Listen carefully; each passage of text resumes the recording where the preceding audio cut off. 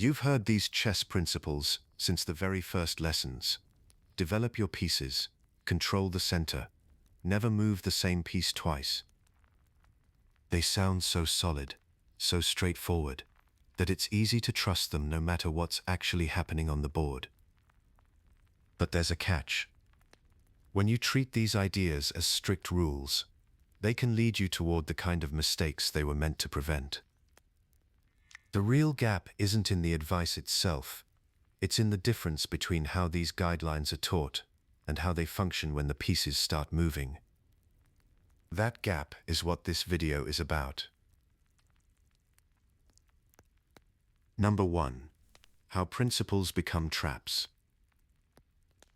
Chess has a lot of sayings. Develop your pieces. Control the center. Get your king to safety. Don't move the same piece twice.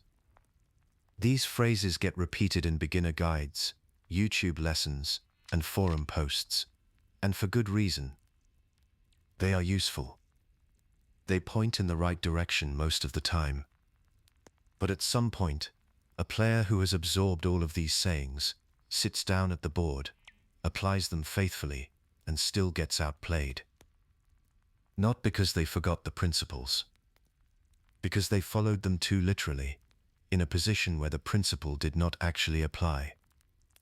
That gap between knowing a principle and knowing when it applies is what this is really about. The place to start is with a distinction that sounds simple, but matters enormously in practice. There is a difference between a rule and a heuristic. A rule is a hard constraint. If you violate it, something goes wrong by definition. In chess, the rules are things like, a king cannot move into check, a pawn captures diagonally, a knight moves in an L shape. These are not negotiable. There is no position where moving your king into check is a good idea. The rule holds without exception. A heuristic is different. A heuristic is a default. It is a piece of guidance that works well in most situations, especially when you do not yet have enough specific information to make a more precise judgment. The key phrase there is when you do not yet have enough specific information. A heuristic is designed to fill a gap. It gives you a reasonable answer when the position has not yet told you a better one. Chess principles are heuristics. Every single one of them. Develop your pieces is not a rule. It is a default that makes sense in most opening positions, because undeveloped pieces do not control squares, cannot support each other, and leave your king exposed. But there are positions where pausing development to win material, or to stop a specific threat, or to take control of a key file, is the stronger choice. The principle is still useful as a starting point. It just does not override what the position is actually telling you. The confusion between these two categories is where most misapplication comes from. When a player treats a heuristic as if it were a rule, they stop reading the position and start following the shorthand. The slogan becomes a substitute for thinking, rather than a prompt for it. And that is when principles become traps. Stronger players are not defined by knowing more principles. Most intermediate players already know many of the same principles that strong players know. The difference is that stronger players know when a principle does not apply. They use the principle as a starting point, check it against what the position is actually showing them, and override it when the position gives them a better answer. That evaluative step, the moment of checking the principle against the position, is what separates someone who uses principles well from someone who follows them blindly. Now, why are principles taught as slogans in the first place? The answer is that compression is genuinely useful at early skill levels. A beginner sitting down to play an opening has no framework at all. They do not know which pieces to move, in what order, or why. Telling them to develop a new piece every move, unless there is a very good reason not to, gives them a workable default that will serve them reasonably well in most games. Telling them that moving the same piece twice in the opening wastes a turn, or that bringing the queen out early can give the opponent free moves by attacking it, gives them concrete, actionable guidance that prevents common mistakes. That kind of compressed advice is a feature. It is not a flaw. The problem is not that the advice was compressed. The problem is that compression strips away the conditional logic that made the principle accurate in the first place. Every chess principle, stated as a slogan, is actually a shorthand for a longer, more conditional statement. Develop your pieces is shorthand for something like, in positions where your pieces are undeveloped, and there is no immediate tactical reason to do otherwise, prioritizing development will generally improve your position, because developed pieces control more squares, support each other, and allow you to castle. The slogan cuts all of that down to 3 words. The 3 words are easy to remember. But the conditions that make the principle correct, the part about no immediate tactical reason to do otherwise, the part about what development actually accomplishes, those get left out. Intermediate players fail precisely because they apply the slogan without reconstructing those conditions. They hear "develop your pieces," and they develop their pieces, even when the position is screaming at them that something else is more urgent.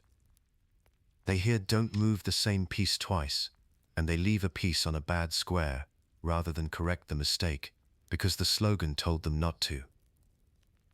The slogan was never meant to override the position. But once it has been internalized as a rule, rather than a guideline, that is exactly what it does. This is also why longer instructional lists do not necessarily solve the problem. Some guides present a handful of principles. Others present 12 or more. A YouTube lesson might walk through 35 separate pieces of advice, covering the opening, middle game, and end game. The length of the list is not really the issue. A player who treats 12 principles as 12 rules is in the same position as a player who treats 3 principles as 3 rules. More slogans do not add up to better judgment. What adds up to better judgment is understanding the conditional logic underneath each guideline, so that when the position changes, you can recognize which conditions still hold and which ones do not. The goal here is not to discard any of the principles that get examined. Each one is genuinely useful when applied correctly. The goal is to restore the conditional logic that was stripped away when each principle got compressed into a slogan. To take a piece of advice that a player has been carrying around as a rule and restore it to what it actually is, a heuristic with a specific set of conditions, a default that serves you well in most positions, and that you are allowed to override when the position gives you a better answer. The structure of what follows is deliberate. The countdown moves from the principle whose misapplication causes the most localized damage, the kind of mistake that costs you a move or a piece in a single moment, up to the principle whose misapplication causes the deepest, most pervasive strategic distortion. The kind of mistake that shapes the entire character of a game without the player ever realizing what went wrong. That ordering matters because the nature of the damage tells you something about how the principle is being misunderstood. A principle that causes localized, move-level damage when misapplied is often applied too mechanically in a specific moment, whereas a principle that causes game-wide distortion is usually being used as a lens that filters how the player sees the entire position. Both types of misapplication are worth understanding, but they require slightly different corrections. What stays constant across all of them is the evaluative habit. Before applying any principle, the question to ask is whether the conditions that make this principle correct are actually present in this position. Not whether the principle sounds right. Not whether you were taught it. Whether the specific situation on the board right now matches the situation the principle was designed to address. That habit is the thing to build. The principles themselves are just the practice material. Number 2. Principle 5. Always develop your pieces. Development is one of those principles that gets repeated so often, it starts to feel like a law. Move your pieces out. Get them off the back rank. Do not waste time. The advice is not wrong, but it is incomplete in a way that causes real problems if you take it at face value. The actual target is not development.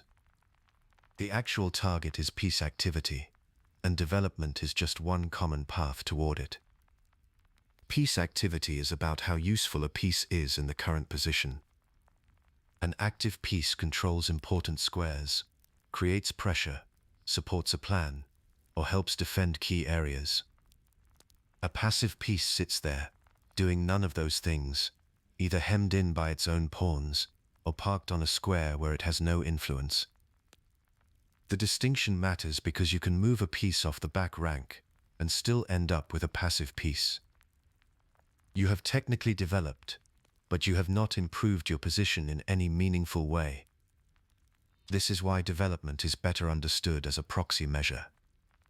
In most opening positions, moving pieces toward the center increases their scope and coordination, which is why the principle holds up so often.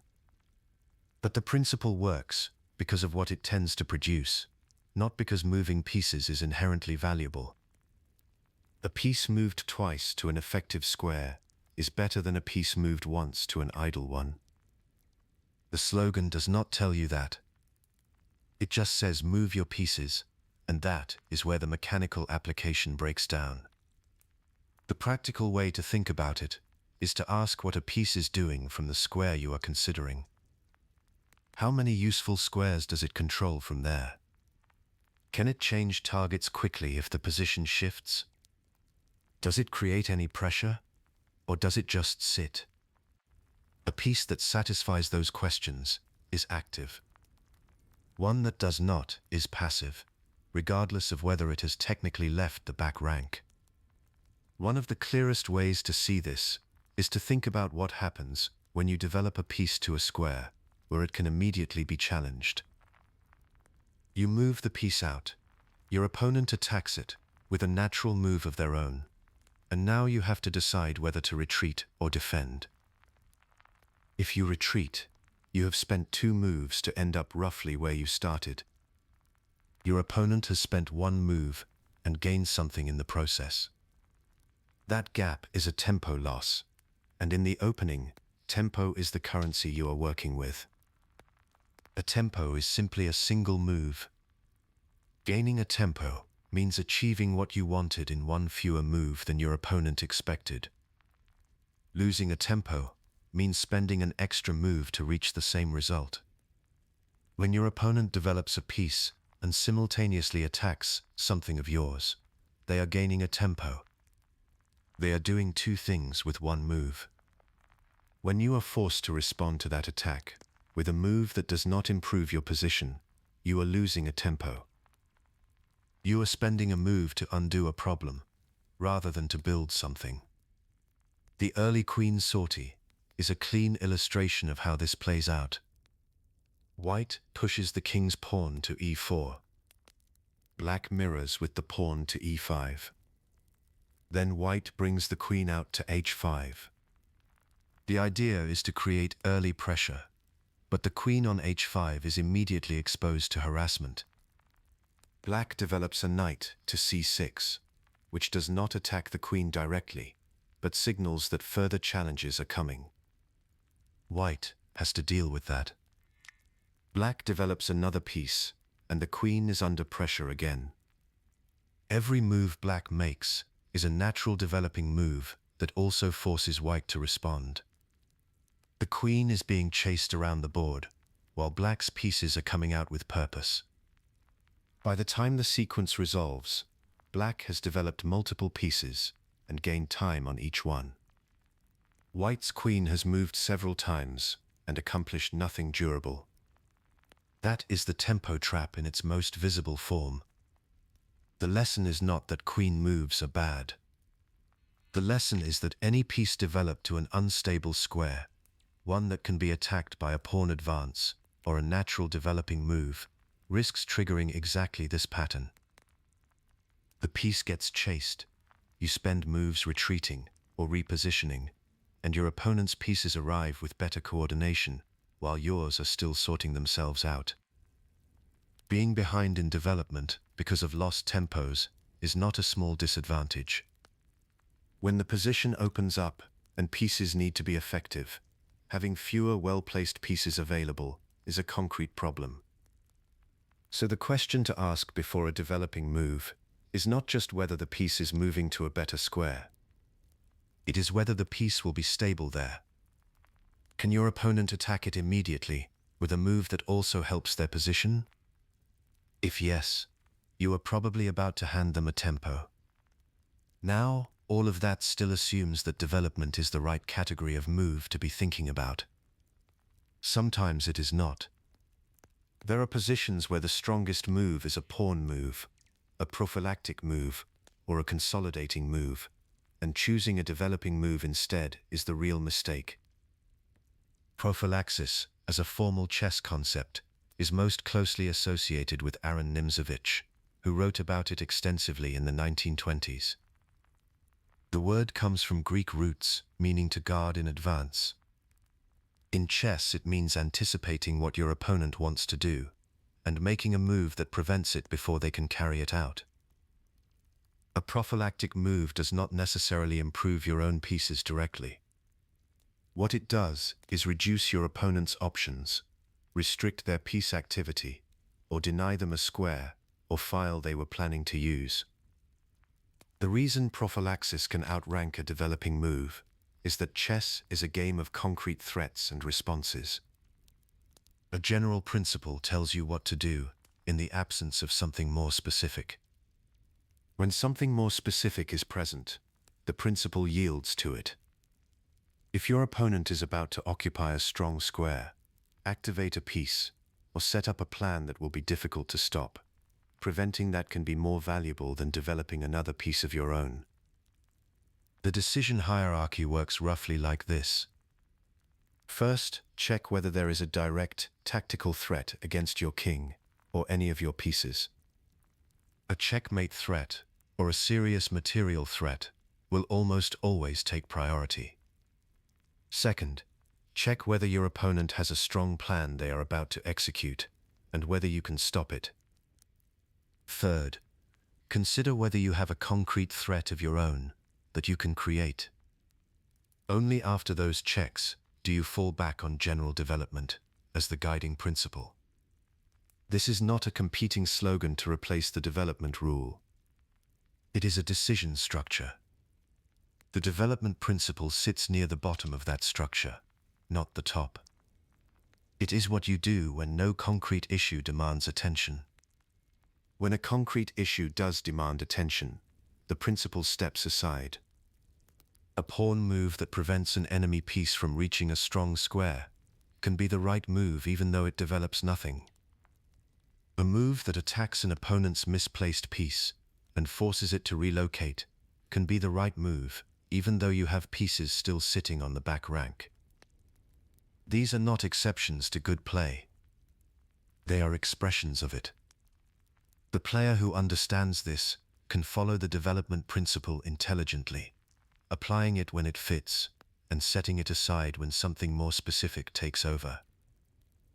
The mechanical application of development, moving a piece because a piece should be moved, produces positions where pieces are technically out, but not actually useful. The active application of it, asking whether this move increases genuine piece activity, or whether something else is more important right now, produces positions where pieces work together and the position makes sense. That is the question worth carrying forward. Not whether a piece has moved. Not whether you have followed the principle. But whether the move you are considering increases genuine piece activity, and whether anything in the position outranks that concern right now. If a piece is going to a stable square where it controls useful territory and cannot easily be chased away, that is real development.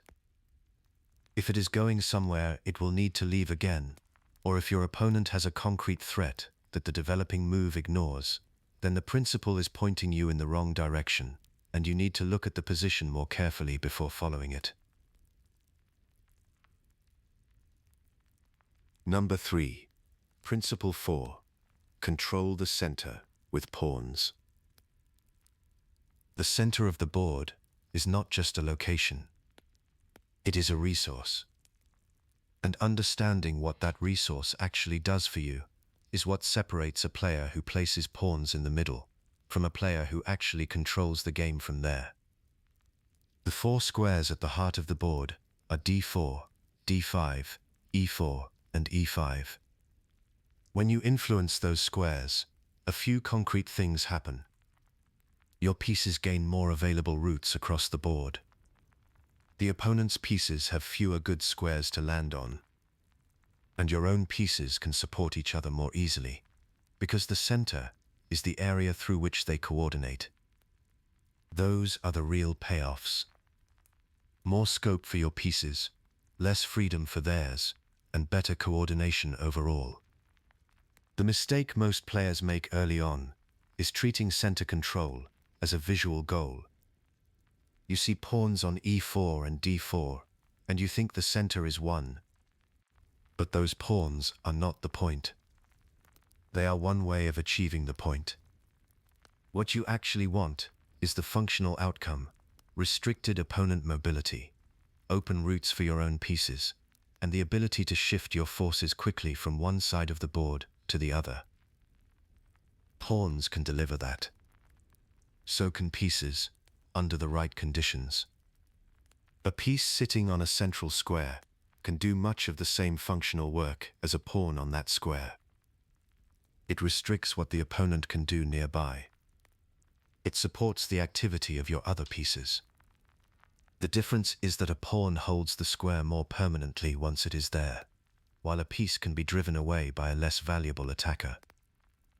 That permanence is real and valuable. But it comes with a cost, and that cost is what the next part of this is about.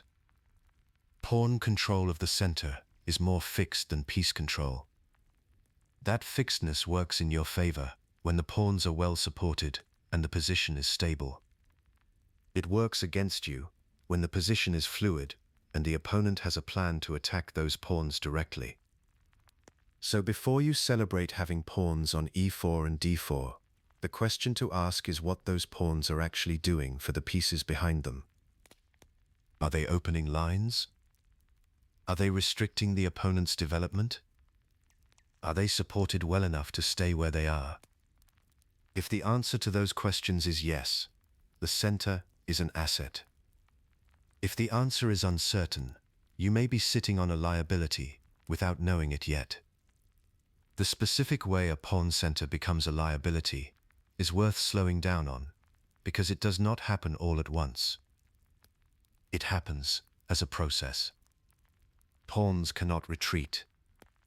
That is the fundamental fact that makes an overextended pawn center dangerous.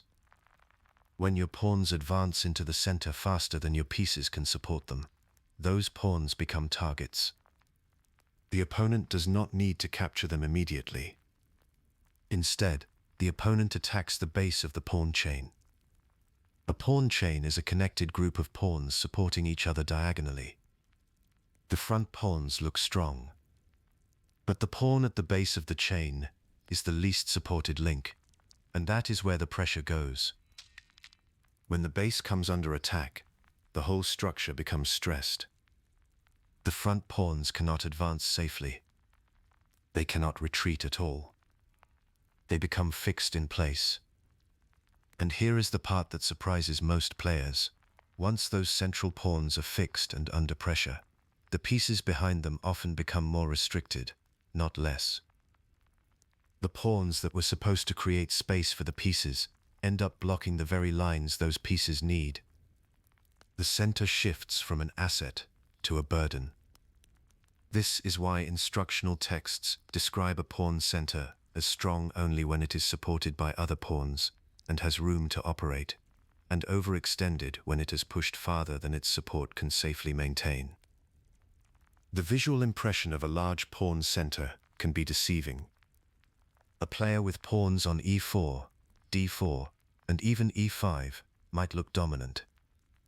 But if those pawns are advanced without the piece coordination to back them up, a well-timed flank pawn break can unravel the whole structure. Flank pawn breaks are among the most common tools for attacking a pawn center from the side. Rather than challenging the center head-on, the opponent uses a pawn on the flank to strike at the base of the chain or to open a file that undermines the center's support. This is not a passive or defensive strategy.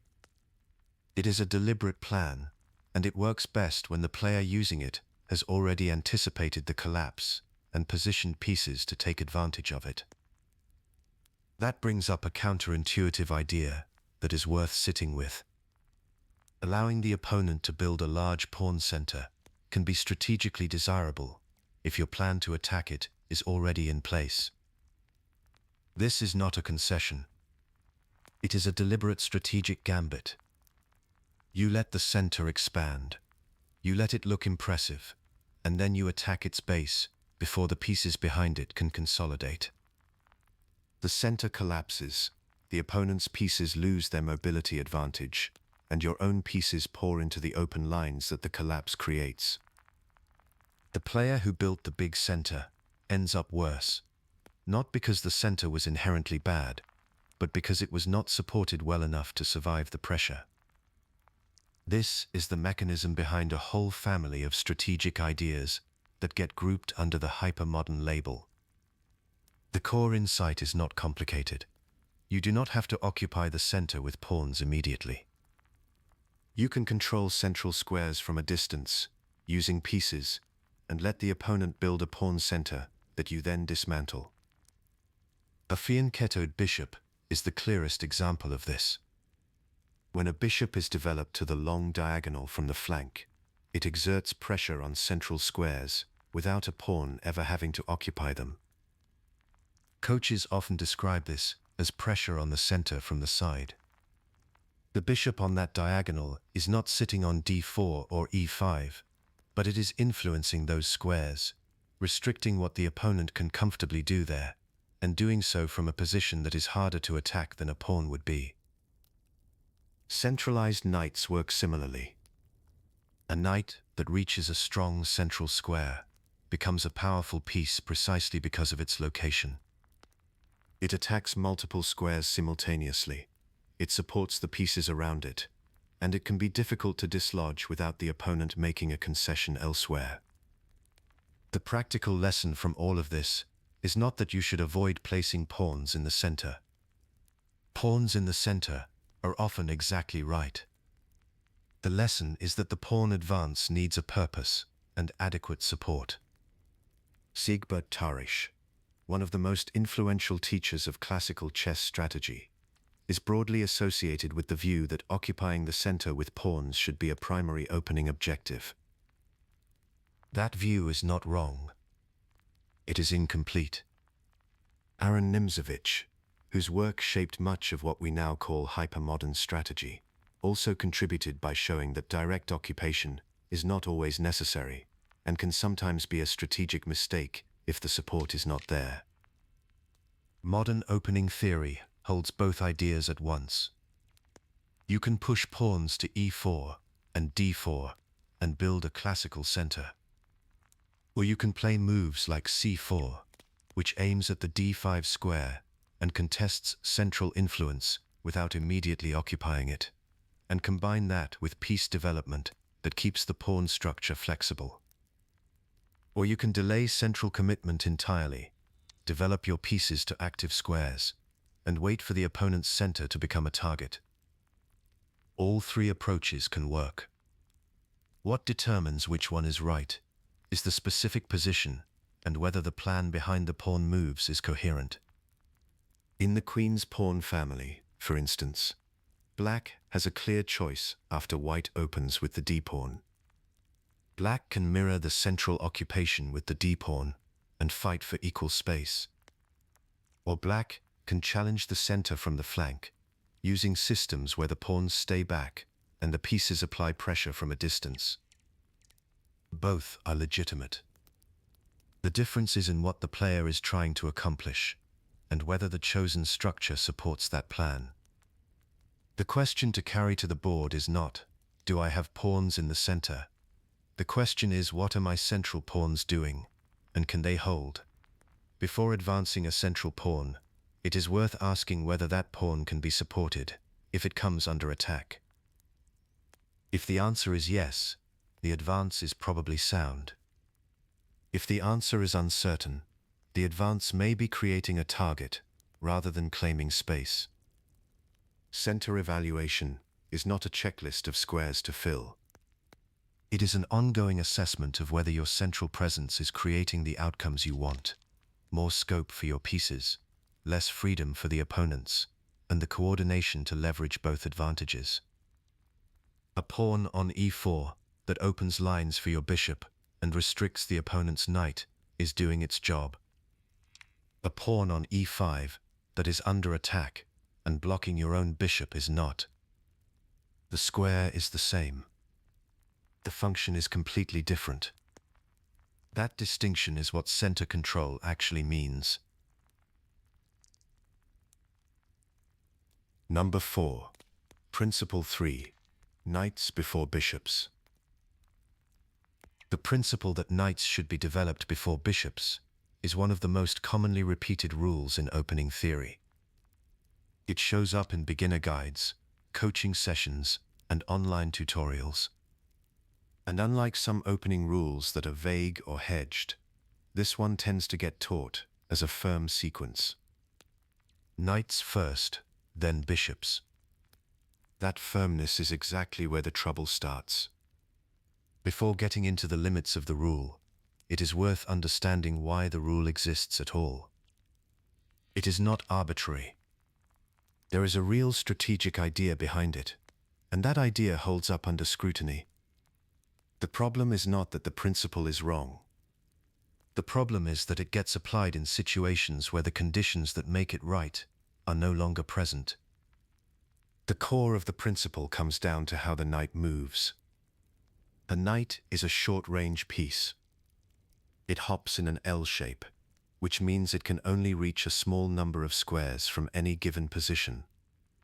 From a starting square on the back rank, a knight typically needs at least 2 moves to reach a useful central square. From the rim of the board, it may need even more. This is where the phrase, "a knight on the rim is dim," comes from. A knight sitting on the edge of the board covers far fewer squares than one sitting in or near the center. The practical consequence is that if you delay developing your knight, you often pay for it later. When the position sharpens and you need your pieces active, a knight that is still on its starting square costs you extra moves to get into play. Those extra moves are tempo you can rarely afford. And tempo in the opening matters, because every move you spend repositioning is a move your opponent can use to build pressure, open lines, or create threats. So the logic behind knights before bishops is this: get the knight to a good central square early, because the cost of moving it there only goes up as the game progresses. That logic is sound. It reflects something real about how knights work.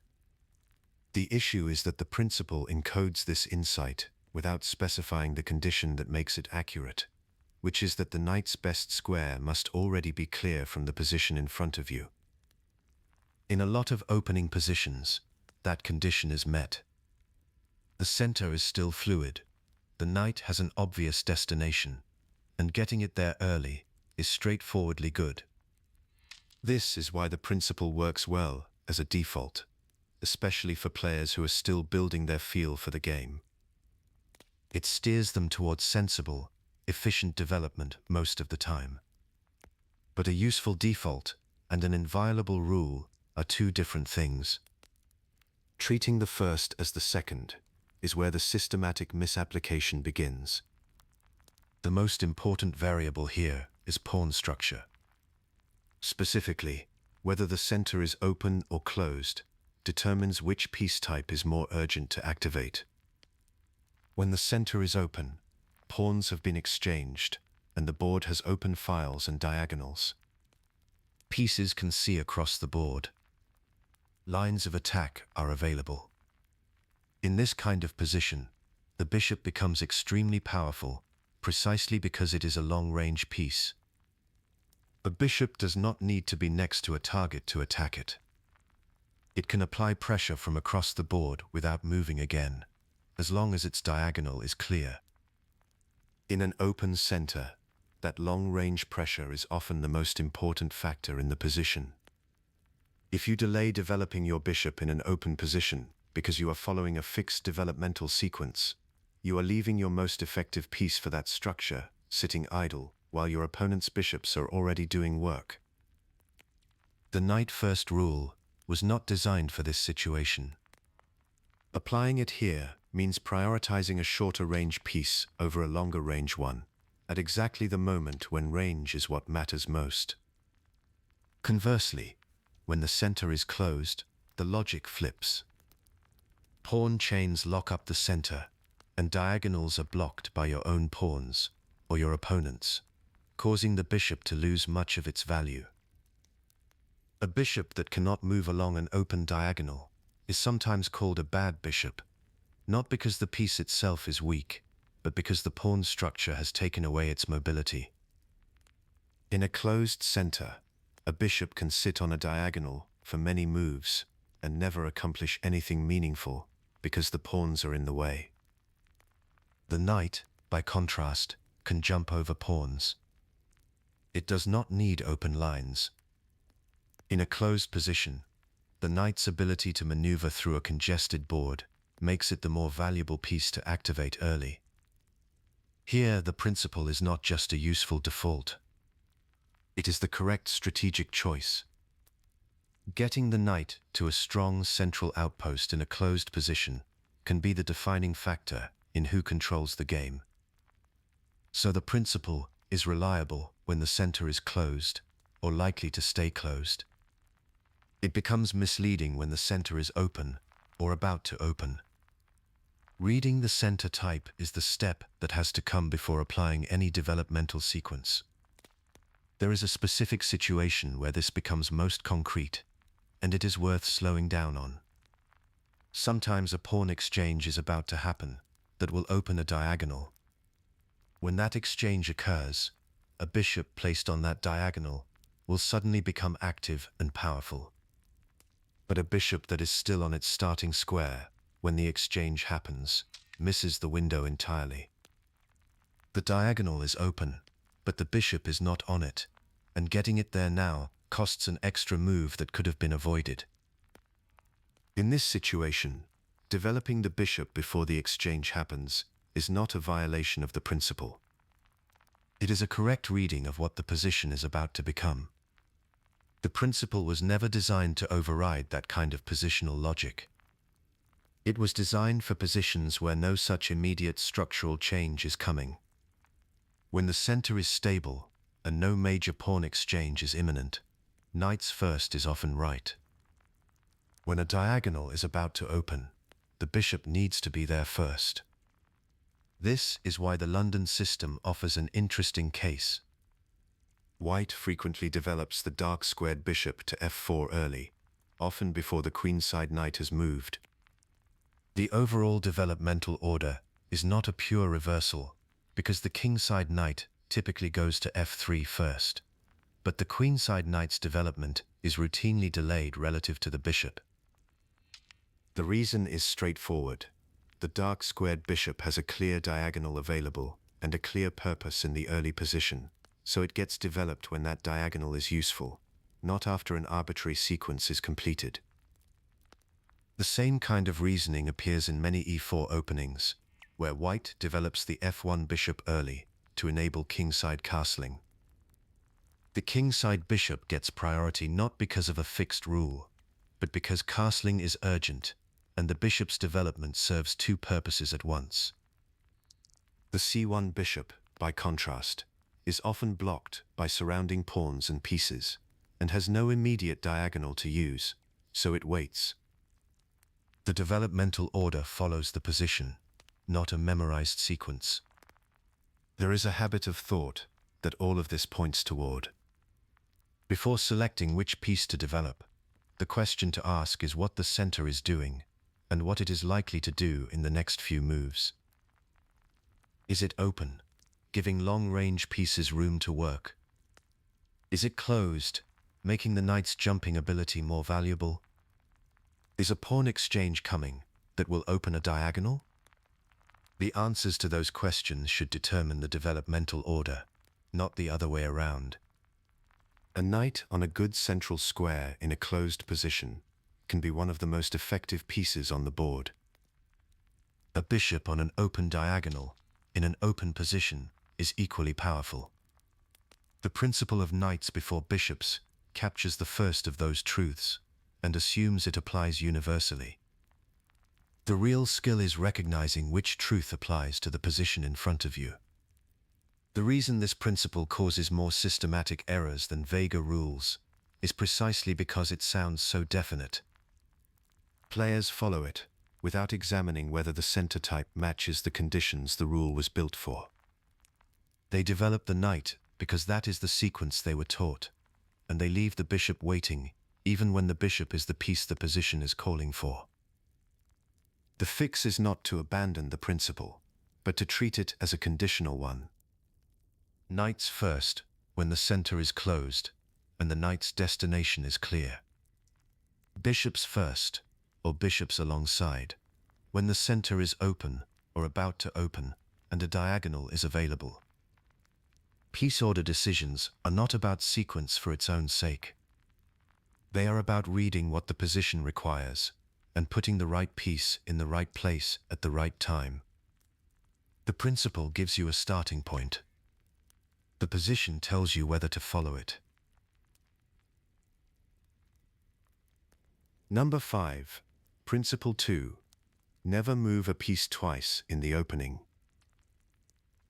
The idea that you should never move the same piece twice in the opening is probably the one most players hear first and follow most rigidly. That rigidity is exactly the problem. The principle encodes something real, but the way it gets taught often strips out the reasoning and leaves just the rule. When the reasoning disappears, the rule starts doing damage. So let's begin with what the principle is actually pointing at. Every move in the opening is a unit of time. Chess coaches and instructional writers call this a tempo. When you move a piece to a square, you have spent one tempo. If you then move that same piece again on your next turn, or shortly after, you have spent a second tempo on a piece that is already on the board and already in play. The cost of that second move is that your opponent got to develop something while you were repositioning something you already developed. They used their time. You used yours on a piece that was already working. That is the logic behind the prohibition, and it is sound. In the opening, both players are trying to get their pieces off the back rank and into the game as efficiently as possible. One way to think about it is a race. If you are spending turns on a piece that is already out, while your opponent is bringing new pieces into the game, you are falling behind. By the time the early middle game arrives, they may have more pieces active, more control of the center, and more options. That is a real disadvantage that comes directly from spending tempi on a piece that was already placed. But here is where the principle gets oversimplified. The assumption that follows from this logic is that a tempo lost is nearly always a tempo punished. That is rarely true in practice, and understanding why it is not true is what separates a player who follows the rule from a player who understands it. Tempo functions more like currency than like a fixed quantity. Its value changes depending on the position. In an open position where both sides are racing to attack, a single tempo can be decisive. Your opponent gets one extra move toward your king, and that might be the difference between a winning attack and a missed one. In that kind of position, the prohibition on moving a piece twice carries real weight. The cost of the second move is high, because the opponent can immediately convert their extra tempo into something concrete. But in a closed position, where the pawns are locked and neither side can break through quickly, the value of a single tempo drops considerably. There is no immediate race to exploit. The extra move your opponent gains does not translate into an attack or a material advantage right away. The position absorbs the tempo loss without punishing it. This does not mean you should move pieces aimlessly in closed positions. It means the cost of a second piece move is lower there, and the calculation of whether it is worth it changes accordingly. The same logic applies when your opponent has no concrete plan to execute. If they are underdeveloped themselves, or if their pieces are passive, or if the position has no immediate tension, then the tempo you spend on a second piece move is less likely to be converted into something that hurts you. The principle should be followed most strictly when the position is open, when you are behind in development, and when your opponent has a clear plan they can accelerate with the extra time. When none of those conditions are present, the cost of a second piece move is lower, and the benefit of that move has more room to justify itself. That conditional framing is what the rule-only version of the principle leaves out entirely. Now the other side of the equation. When does the second move actually earn its tempo cost? The clearest case is when the piece needs to move to avoid a threat. If your opponent has just attacked a piece and you have to move it, that second move is not aimless. You did not choose to spend the tempo.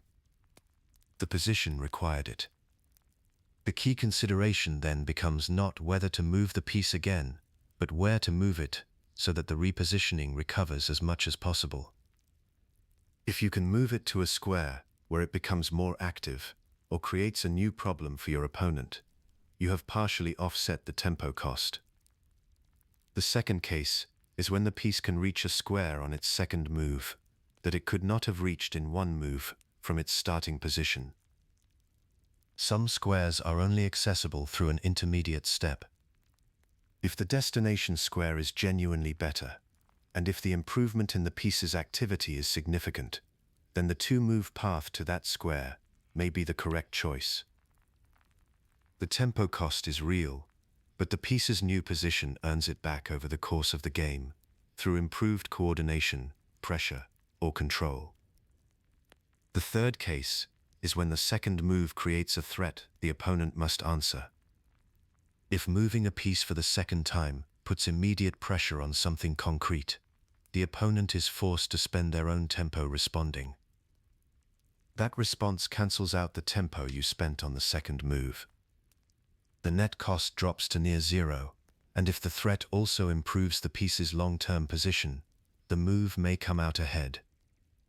The fourth case is when the second move wins material. This one is straightforward.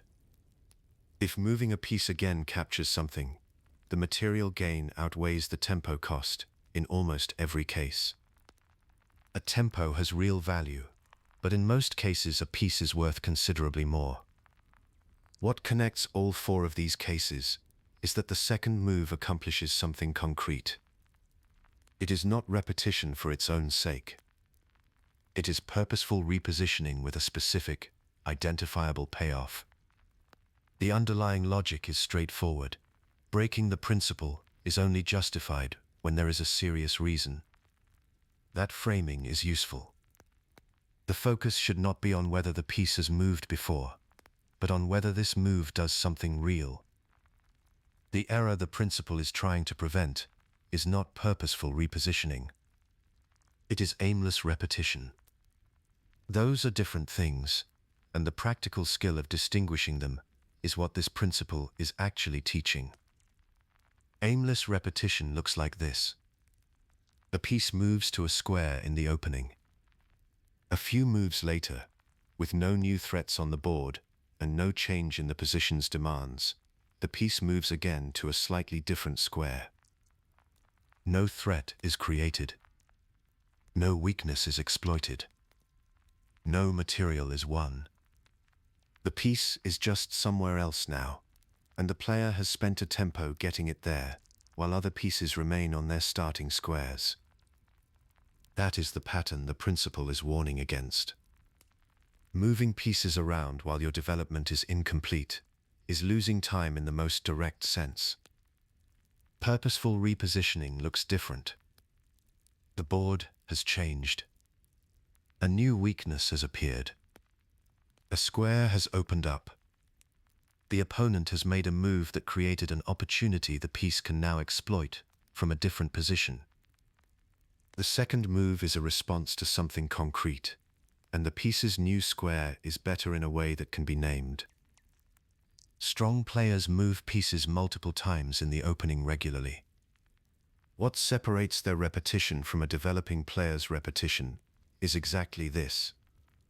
Every move serves a purpose that can be identified. The piece is going somewhere better for a reason that can be stated.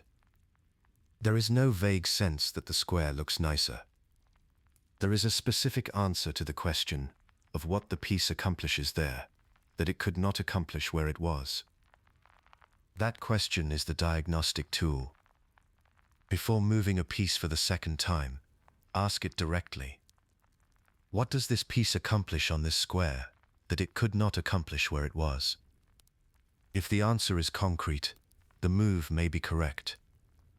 If the answer is vague, or if there is no answer, the move is very likely a tempo loss with no compensating benefit. The same question applies to every piece move, not only second moves. It is a habit of evaluation that runs underneath all of opening play. What does this move do? What does it threaten? What does it improve? What does it prevent? A player who asks these questions consistently will rarely fall into aimless repetition, because aimless repetition cannot survive that kind of scrutiny. It tends to happen when that question is not being asked consistently. The principle never move a piece twice in the opening is a compressed version of a longer and more useful idea. That longer idea is that every move costs a tempo. Second moves of the same piece carry that cost in a particularly visible way, and the cost is only worth paying when the move accomplishes something concrete that justifies it. Follow the principle strictly when the position is open, when you are behind in development, and when your opponent can punish a tempo loss. Apply more judgment when the position is closed, when the opponent is passive, or when the second move creates a real and specific benefit. The rule is a useful starting point. The reasoning behind it is what actually makes you better. Number 6. Principle 1. Always trade when you are ahead in material. Material counting is the first real evaluation tool most chess players pick up. You look at the board, you add up what each side has, and you see who is ahead. It is clean, it is fast, and it gives you a number you can trust. That is exactly why it sticks around so long, and exactly why it causes so many problems. The number tells you something real. If you are up a piece, that piece has genuine value. It can attack, it can defend, it can control squares. A material advantage is a resource, and resources matter. But a resource is not the same as a result. Counting pieces tells you what you have. It does not tell you whether the position will let you use it. This is the gap that catches players. They see they are up a pawn, or up an exchange, and somewhere in the back of their mind, the game already feels won.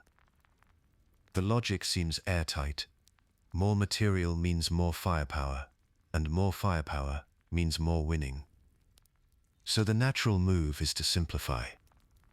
Trade pieces, reduce the complexity, and let the extra material do its work in a cleaner position. It feels like the responsible thing to do. What that logic skips is the question of conditions. Stenitz, one of the foundational thinkers in chess strategy, argued that a material advantage has to be converted, and that conversion depends on specific conditions being present. The advantage does not convert itself. You have to find a position where the extra material can actually function, where it has room to operate, and the opponent cannot neutralize it through activity or structural compensation. Being ahead in material means you are holding a resource that could win the game.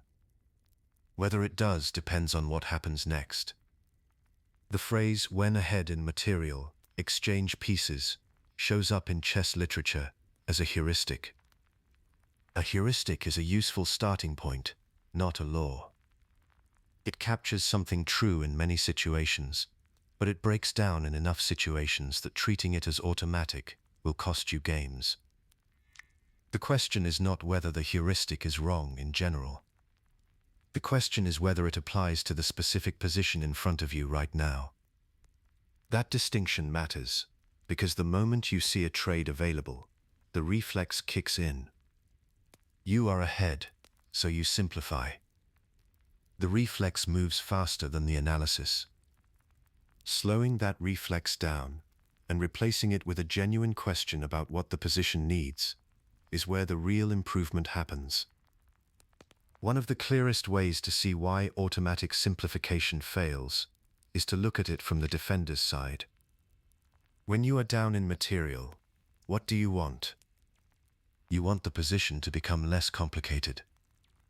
You want fewer pieces on the board, because fewer pieces means fewer ways for the opponent to create threats. A cramped or passive position often benefits enormously from trades, not because the defender gains material back, but because the complexity that the material advantage was operating inside gets reduced. Piece activity is the counterweight to material. A side that is down a pawn, but has every piece on an active square, controlling open files, pressing on weak points, keeping the opponent's pieces tied to defense, can hold positions that look lost on a material count. The activity itself is a form of compensation. It is not on the scoreboard, but it is real. This is where the side ahead in material has to think carefully. When a trade is available, the question is not just whether the trade is equal in material terms. The question is what the trade does to the balance of activity. If the trade removes one of the opponent's most active pieces, that is good. If the trade removes one of your own active pieces and leaves the opponent's defensive structure intact, you may have just made the conversion harder.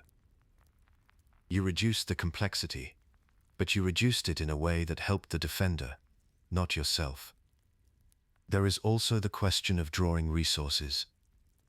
Under FIDE rules, a player can claim a draw if the same position appears 3 times, with the same player to move, the same castling rights, and the same en passant capture possibilities, a rule known as threefold repetition. A defending side that is down in material, but has active pieces, can sometimes force repetition, cycling through the same position until the draw is claimed. If the side ahead in material keeps trading into simpler and simpler positions, they may be trading away not just pieces, but winning chances, moving toward a position where the opponent's defensive resources are enough to hold. This is not a rare edge case. It is a genuine pattern in practical play. Many positions with a material advantage are theoretical draws if the remaining pieces and pawn structure do not give the leading side enough to work with. The extra material has to have somewhere to go.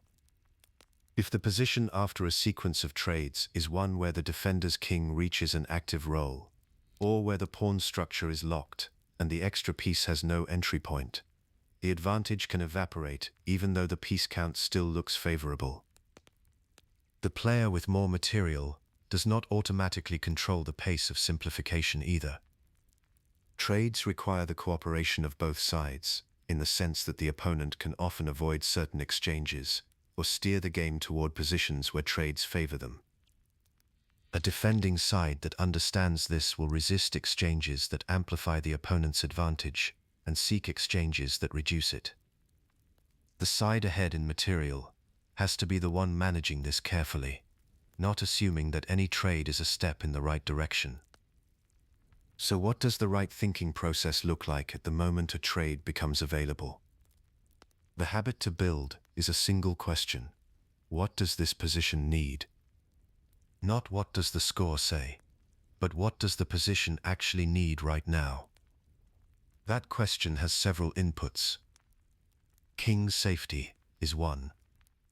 If your king is exposed and the opponent has active pieces pointed at it, trading into a simpler position might relieve the pressure. But if your king is safe and the opponent's king is the one under threat, trading away attacking pieces might be exactly what the opponent wants. The material count does not tell you which situation you are in. Piece coordination is another input. When your pieces are working together, covering each other's weaknesses, and targeting the same weaknesses in the opponent's position, that coordination has value. A trade that disrupts your own coordination in order to gain a small material edge may leave you with more material, but less coherent play. Pawn structure matters too. A material advantage in a position with a locked pawn structure can be much harder to convert than the same advantage in an open position. If the extra piece has no good squares, no open files to use, no weak pawns to target, it is not contributing much. Trades that open the position can help the side with more material. Trades that close it further can make conversion nearly impossible. Tempo is the fourth input. If you are the side with the initiative, the side making threats that force the opponent to respond, trading can hand that initiative back. The opponent gets a free move to reorganize. Whether that matters depends on how much the initiative was worth in the first place. None of these inputs override the others automatically. They have to be weighed together. Material count is one input among several. It is not the conclusion. It is one piece of information that goes into a judgment about what the position needs. The concept of liquidation in Grandmaster commentary refers to a voluntary or forced sequence of exchanges that changes the character of the position. When annotators discuss whether a liquidation was correct, they are not asking whether the player ended up with more or fewer pieces. They are asking whether the resulting position was better or worse for the side that initiated the trades. That is the right question to be asking. In practice, this means pausing at the moment you see a trade is available. Not a long pause, but a deliberate one. Before your hand moves, ask what the position needs. Look at your pieces and ask whether they are active. Look at the opponent's pieces and ask the same. Look at the pawn structure and ask whether it gives your material room to operate. Look at both kings and ask who is safer. Then decide whether the trade serves those needs or works against them. The reflex says, I am ahead, so I simplify. The habit says, I am ahead, so I ask what this position needs before making a move. Material is a resource.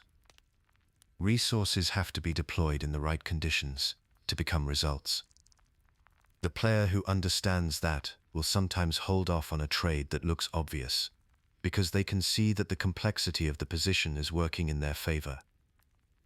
They will sometimes initiate a trade that looks unnecessary, because they can see that it removes the opponent's best defensive piece. And they will resist assuming that being ahead in material means the work is done, because the advantage is not secured until the position actually forces a result. Counting pieces gives you a starting point. What you do with that starting point depends on reading the position, not the scoreboard.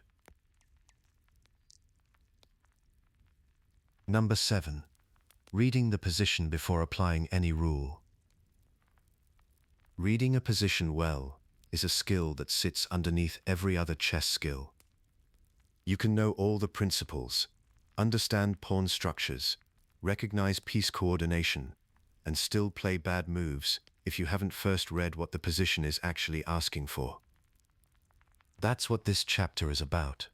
The habit of observation that makes everything else work. Start with a common pattern in amateur games. A player looks at the board, notices something that feels familiar, and reaches for the principle that fits that familiar shape. Open file, so rooks go there. Weak square, so the knight heads over. These aren't wrong instincts. The problem is the sequencing. The move gets chosen before the position gets read. And when that happens, the principle gets applied to a situation it doesn't quite fit. Experienced players aren't necessarily faster at seeing the right move, because they have better intuition. Research on chess expertise suggests they're faster, in part because their observation habits are more efficient. They've done the reading so many times that it takes less time. The speed is a result of the process, not a replacement for it. What observation actually means is active and ordered. It's not a glance at the board. It's a sequence of questions applied in a specific direction, each one narrowing down what the position needs before any move gets considered. The goal of observation is to understand what the position demands, not to confirm what you already plan to do. There's a useful distinction here between seeing what's on the board and understanding what the position is asking for. Seeing is passive. You notice the pieces, the pawns, the open files. Understanding is active. You ask what those features mean for both sides, what they allow, and what they prevent. Most players do the first part. The second part is where the real work happens. One way to think about it: observation precedes evaluation, and evaluation precedes move selection. If you skip the first step, the second step is built on incomplete information. If you skip both, you're essentially guessing, even if the guess is informed by pattern recognition. The sequence matters because each step depends on what the previous step revealed. The most practical way to structure observation is through 4 questions, applied in order. Each question acts as a lens that focuses attention on a specific layer of the position. And because each answer shapes the next question, the order isn't arbitrary. The first question is, what are the imbalances? An imbalance is any difference between the two sides. Not a problem, not an advantage necessarily, just a difference. One side has a bishop, where the other has a knight. One side has more space on the king side. One side has an isolated pawn. One side has a lead in development. These differences are what strategy is built from. The plan comes from the imbalances, not from a general principle applied to the position's surface features. Jeremy Silman's work on positional chess formalizes this well. His framework lists imbalances across categories: minor piece quality, pawn structure, space, material, control of key squares, files/diagonals, lead in development, initiative, and king safety. The point isn't to memorize that list. The point is to understand that before you choose a plan, you need to know what's actually different between the two positions, on both sides, favorable and unfavorable. Amateur players tend to skip the unfavorable ones. They notice their own advantages and ignore their own weaknesses. A full reading includes both. The second question is, whose pieces are more active? Activity means how much of the board a piece influences, and whether it's placed where it can actually participate in what's happening. A bishop that looks powerful on paper, but is blocked by its own pawns, isn't active. A rook on an open file aimed at a well-defended piece with no way to penetrate isn't doing much either. What matters is whether the piece can reach the squares that matter in this specific position. This question follows the imbalance question because imbalances often explain why one side's pieces are more or less active. A space advantage usually means more room to maneuver. A pawn weakness often means the defending pieces are tied to it. The third question is, what does each side's pawn structure allow? Pawn structure is the slowest changing element on the board, which makes it the most reliable guide to long-term planning. Pawns define which files are open or half open, which squares are permanently weak, and where each side has the option to create a passed pawn or a pawn break. A backward pawn on a half-open file is a long-term target. A pawn majority on one flank suggests where that side should be generating play. The structure doesn't tell you the exact move, but it tells you the direction. And direction is what a plan is. The fourth question is, where is each king safe? This question comes last in the sequence because king safety is often a consequence of the other three. If one side has a space advantage on the king side and the opponent's king is there, that's a different situation than a space advantage on a flank where the opponent's king isn't. The pawn structure shapes how exposed the king is. Piece activity determines whether an attack can be mounted or defended.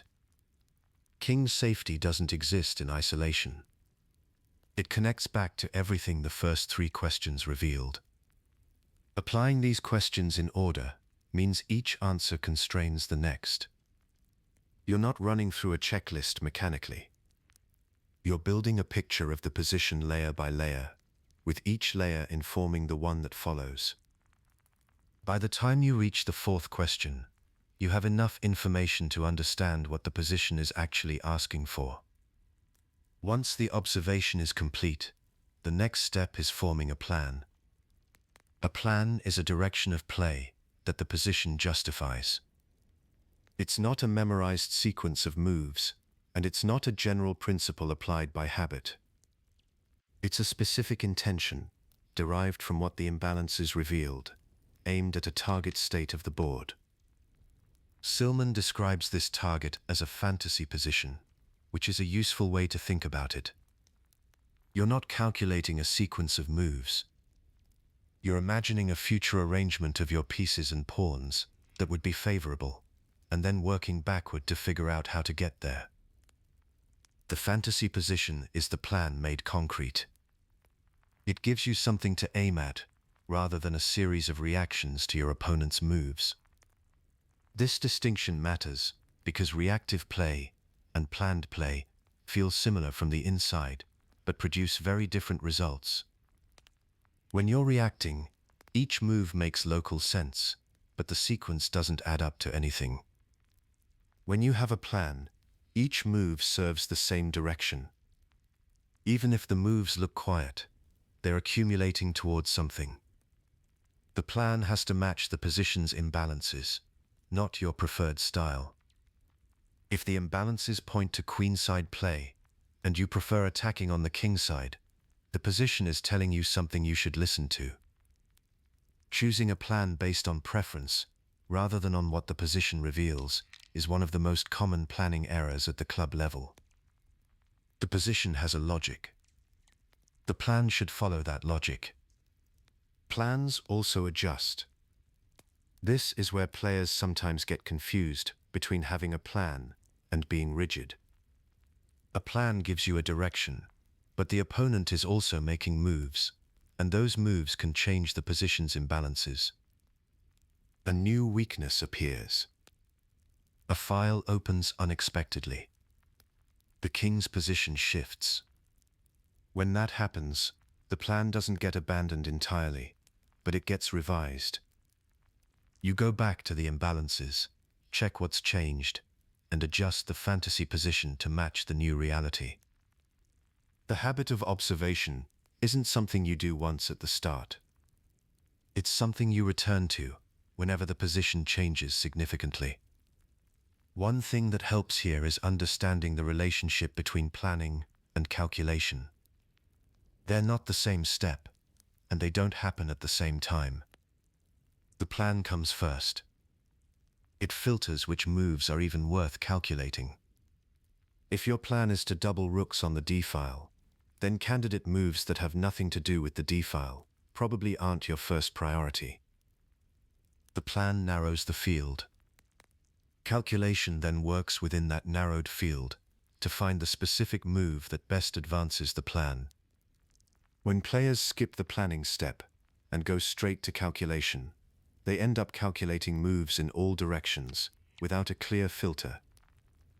The calculation becomes exhausting, and the result is often incoherent. Some structured training approaches describe this as a three-layer process. First, evaluate the position using the imbalances and the 4 questions. Second, use the plan to filter which candidate moves are relevant. Third, calculate those candidates to find the best one. Each layer depends on the one before it. Skipping the first layer doesn't make the second layer faster. It makes it undirected. The practical habit to build is simple to describe and takes real effort to maintain. Before you move, observe. Apply the 4 questions in order. Form a direction based on what the imbalances reveal. Then find the move that best serves that direction. This sequence is slower at first. It feels like it's costing you time that you could spend calculating. But the moves it produces are more coherent, and coherent play compounds.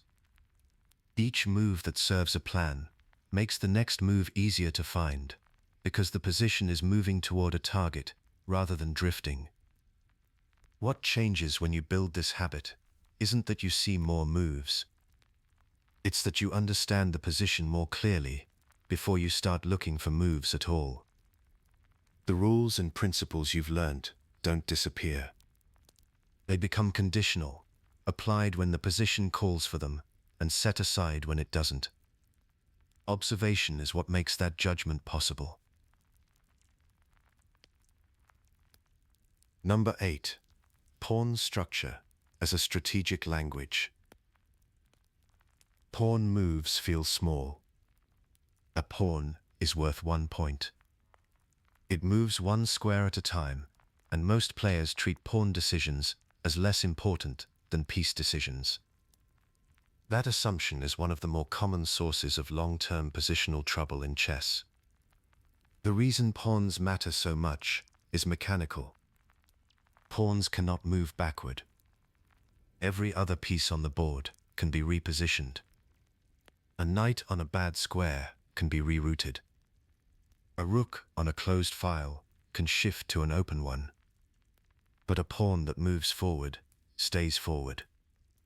Whatever formation it creates, or whatever weakness it leaves behind, that arrangement persists.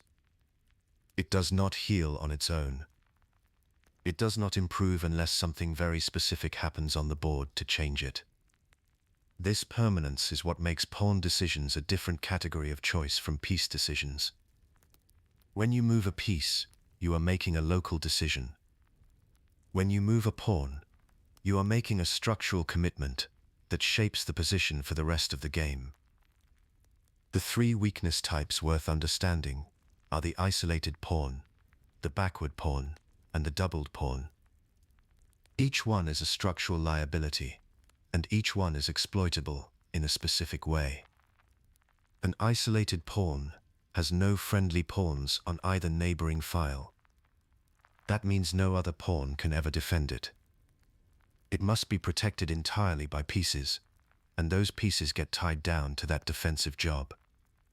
The square directly in front of an isolated pawn is also a problem, because no pawn can chase away a piece that lands there. An enemy minor piece can settle in front of the isolated pawn and stay. The pawn cannot advance to threaten it, and no pawn can kick it away. That square becomes a permanent outpost for the opponent's piece. A backward pawn is different in structure, but similar in effect. It sits behind the pawns on the neighboring files and cannot safely advance because the square in front of it is controlled by enemy pieces or pawns. It also cannot be supported by a pawn from either side. When a backward pawn sits on a half-open file, the opponent can line up a rook or queen directly against it and apply pressure that never goes away. The pawn is stuck, the file is open, and the pieces doing the attacking have a permanent target. Doubled pawns create a different kind of problem. Two pawns on the same file cannot protect each other.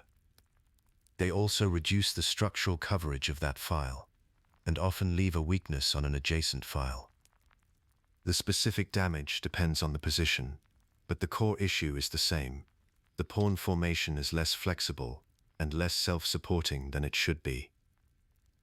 Now, none of these weaknesses is automatically fatal. An isolated pawn in the center often gives the owning side open files, active pieces, and real attacking chances. Accepting a structural weakness can be a deliberate trade. You give up long-term structural health in exchange for immediate piece activity or initiative. That is a legitimate strategic decision. The point is not that weaknesses are always bad. The point is that they are permanent, and their cost compounds as the game continues. A weakness that costs very little when pieces are active and the position is dynamic can become the deciding factor once the position simplifies and the opponent can focus entirely on exploiting it. The common mistake is to look at a weakness and think only about whether it can be attacked directly. That is the wrong frame. The more important question is what square the weakness creates in front of it, and whether the opponent can occupy that square with a piece that cannot be dislodged. Effective exploitation of a pawn weakness usually means placing a well-positioned minor piece on the square in front of it and coordinating pressure from rooks on the associated file. The pawn itself is the target, but the real damage is the piece activity the weakness generates for the opponent. That brings us to the second major idea, which is that piece quality is not a fixed property. It is determined by the pawn structure the piece has to work within. The clearest example of this is the bad bishop. A bishop is a long-range piece. Its value comes from controlling diagonals across the board. But if the pawns of the same color as that bishop are fixed on the same color squares, those pawns physically block the diagonals the bishop needs. The bishop is still on the board, still nominally worth 3 points, but its practical mobility is severely reduced. It cannot reach important squares. It cannot put pressure on the opponent. In some positions, a bad bishop can be barely more useful than a pawn. The contrast is an active bishop working along open diagonals, with no friendly pawns blocking its path.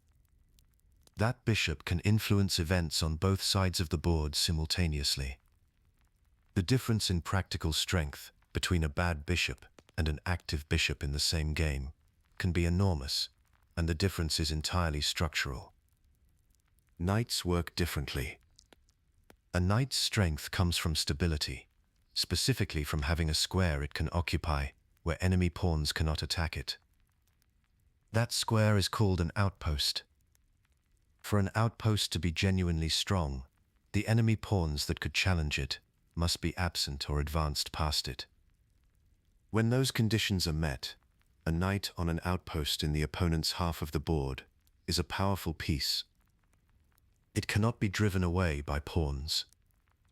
It may be difficult to challenge with pieces. It just sits there and exerts pressure. But when the pawn structure changes, the outpost can disappear. If a pawn exchange removes the pawn that was supporting the outpost square, or if the opponent manages to advance a pawn that challenges it, the knight loses its anchor. A knight without a stable square to occupy is a piece in search of a job. In closed positions with locked pawn chains and few open lines, knights often have a practical advantage over bishops because the bishop's diagonals are obstructed while the knight can hop over pawns to reach key squares. In open positions where pawns have been exchanged and diagonals are clear, Bishops frequently outperform knights because their long-range power can operate without obstruction.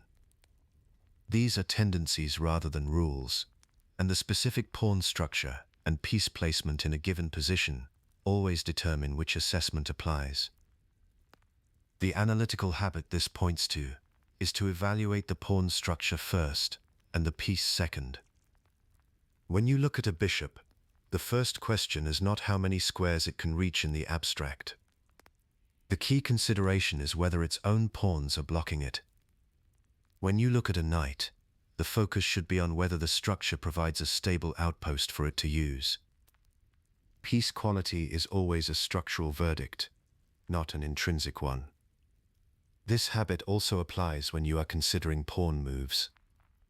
If a pawn move fixes your own pawns on the same color as your bishop, you are potentially converting an active bishop into a bad one. If a pawn exchange removes the support for your knight's outpost, you are weakening the knight's practical value. These consequences are not always obvious in the moment, but they are real and they persist. The third layer of pawn structure understanding is using the arrangement as a map of available plans.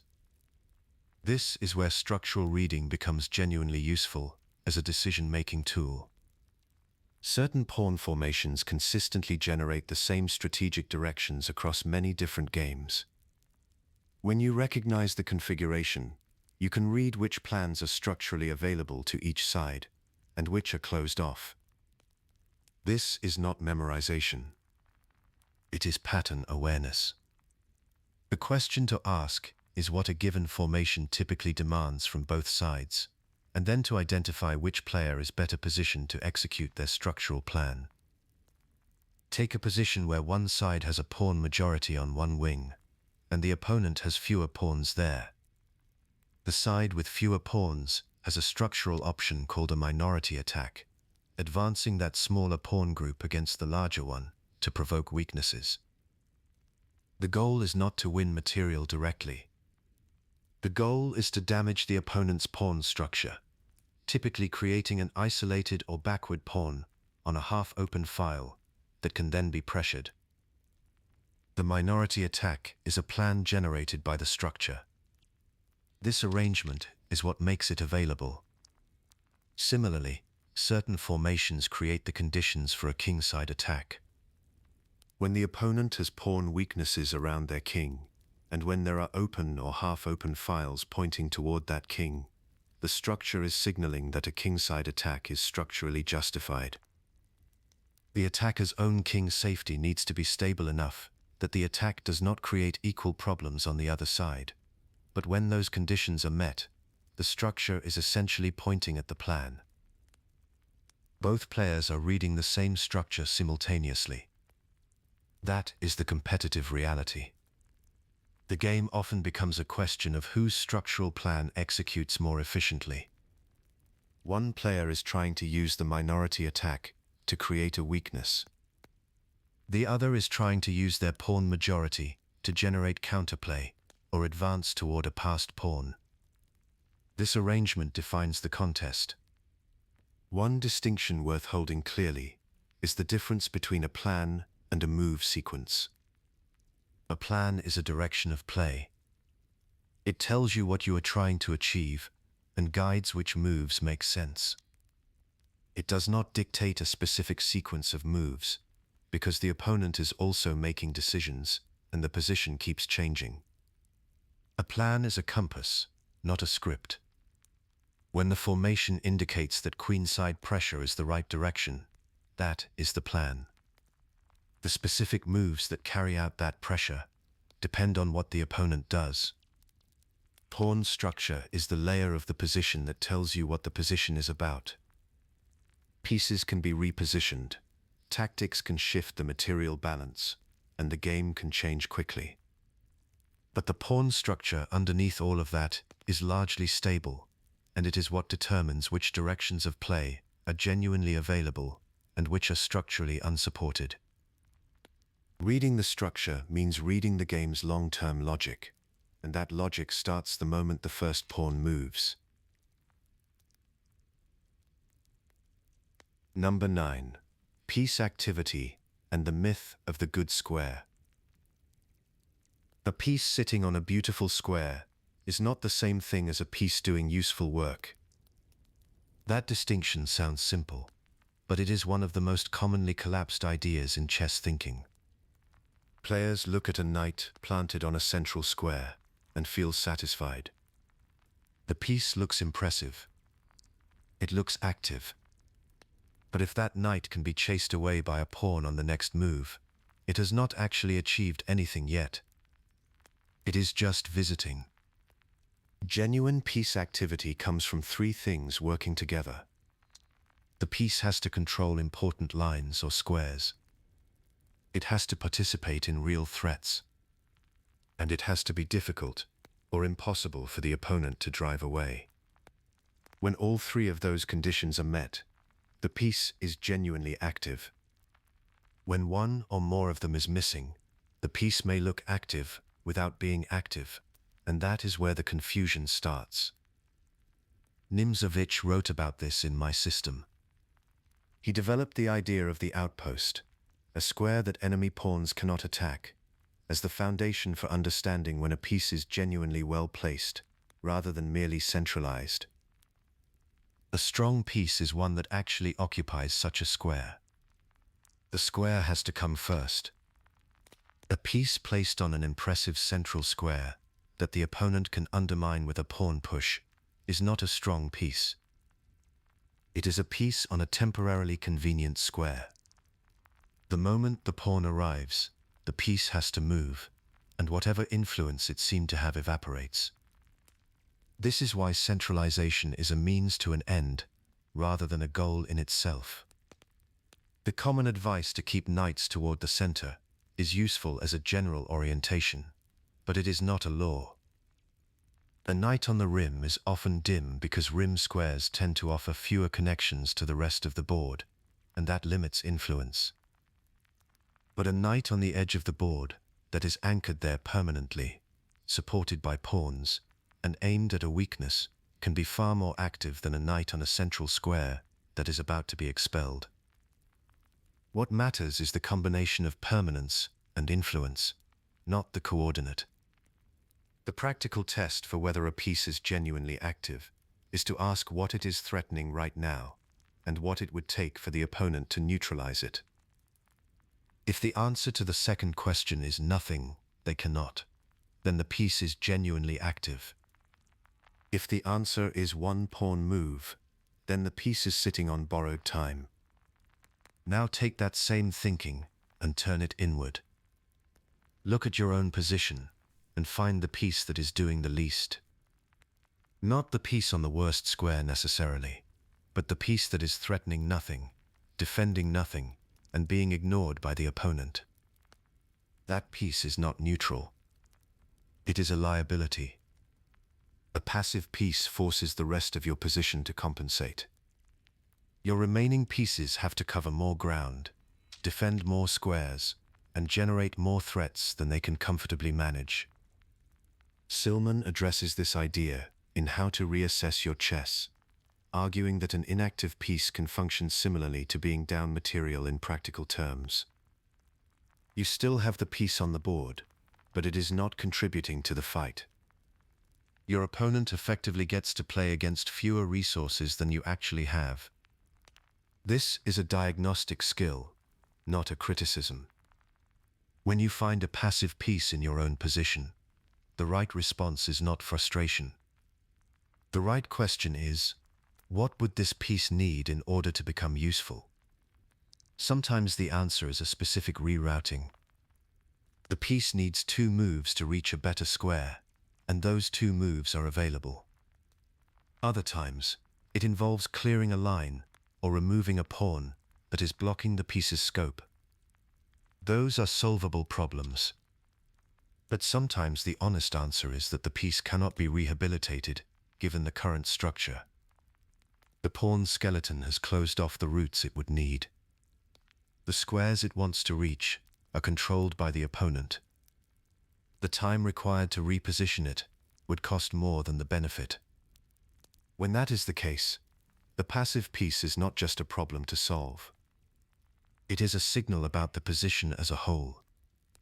A piece that cannot be made active is telling you something about the state of the game. Recognizing this honestly is important because it changes how you evaluate your options. If one of your pieces is genuinely stuck, you have to factor that into every decision. Plans that look reasonable on paper may fall apart because they assume a piece will contribute that cannot. The passive piece is almost always a constraint on what is achievable. There is also a timing element here. A piece can become passive through gradual drift rather than through a single bad decision.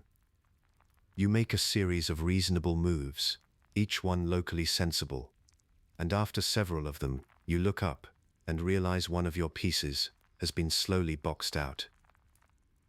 It was not placed badly at the start.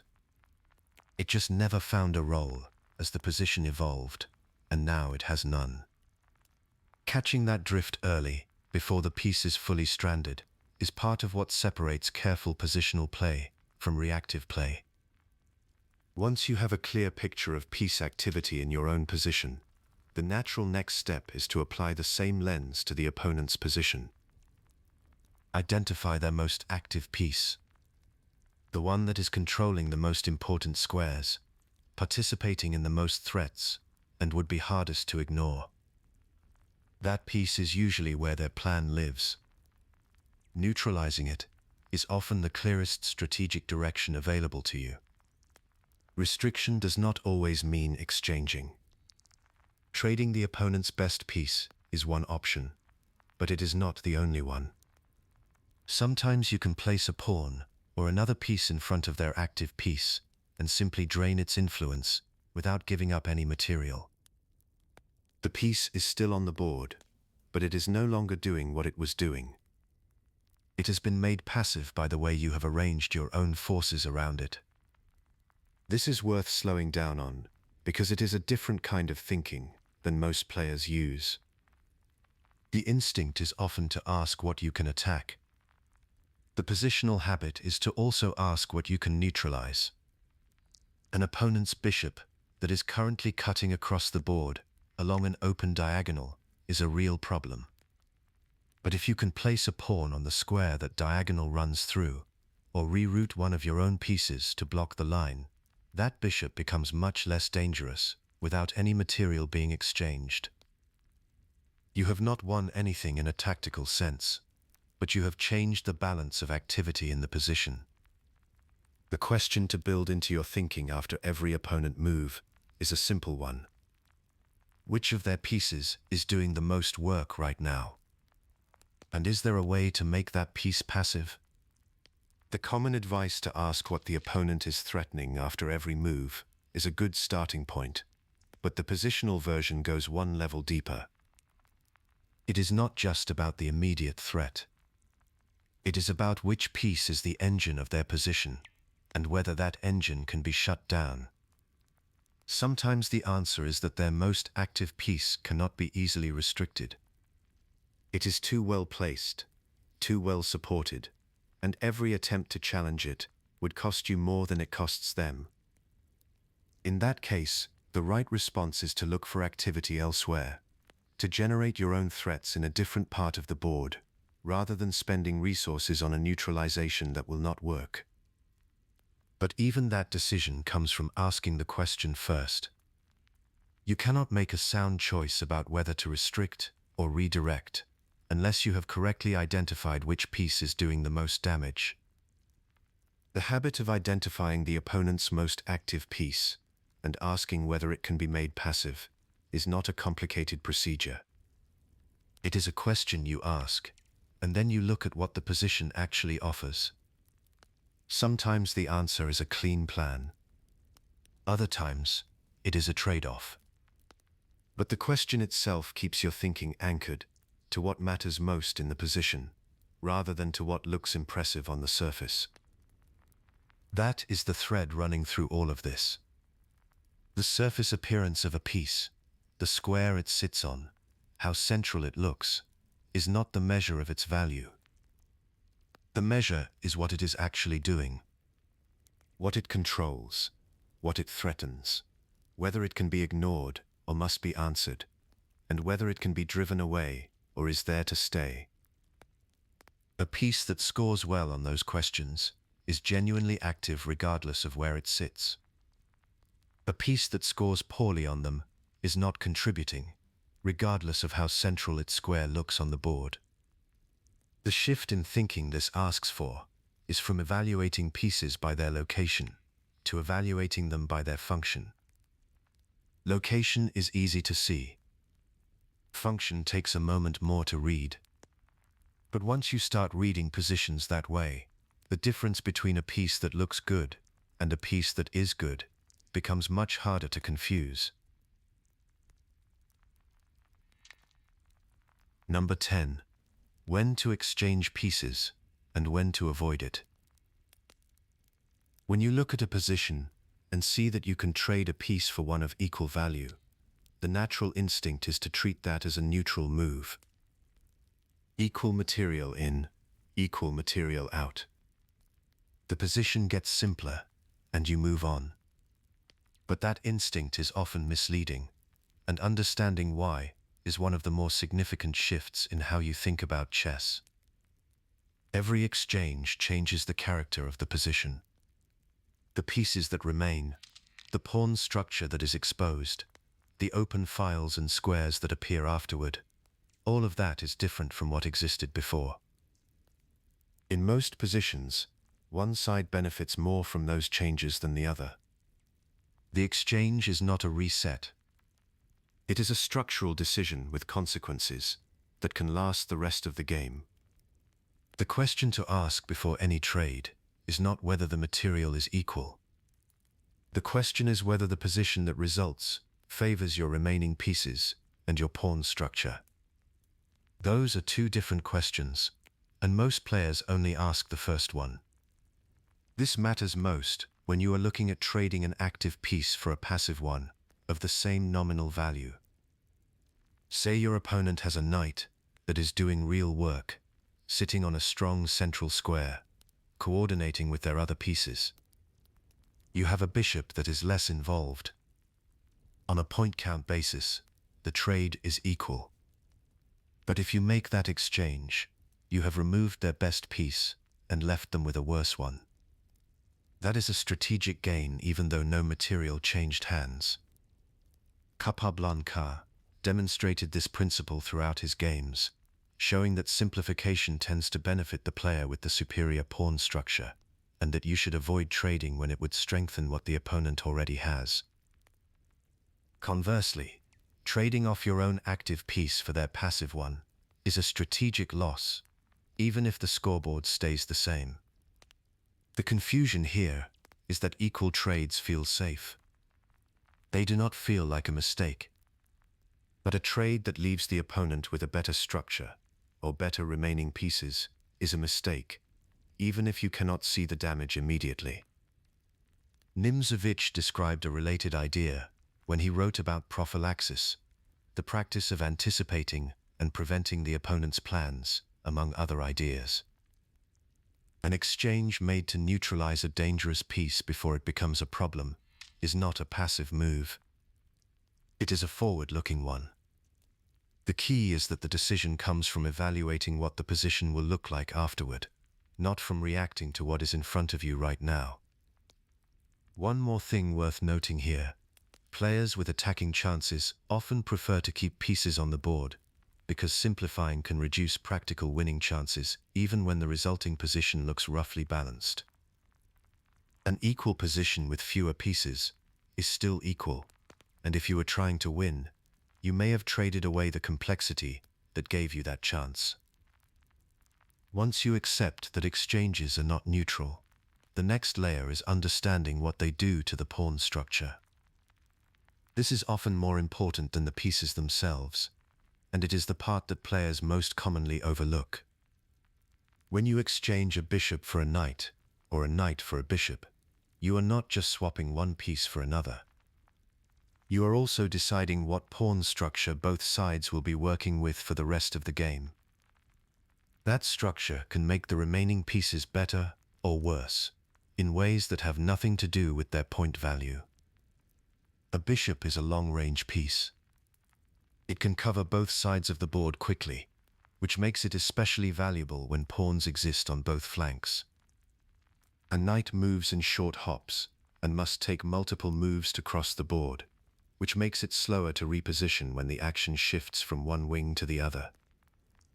So if you are heading into a position where both sides have pawns spread across the board, the bishop tends to be the stronger piece. But if the position is blocked, with pawns locked against each other and limited open lines, the knight's ability to jump over obstacles makes it the more useful piece. The bishop can be completely locked out by its own pawns. This is the concept of the bad bishop, and it is one of the clearest examples of how a trade can hurt you without losing material.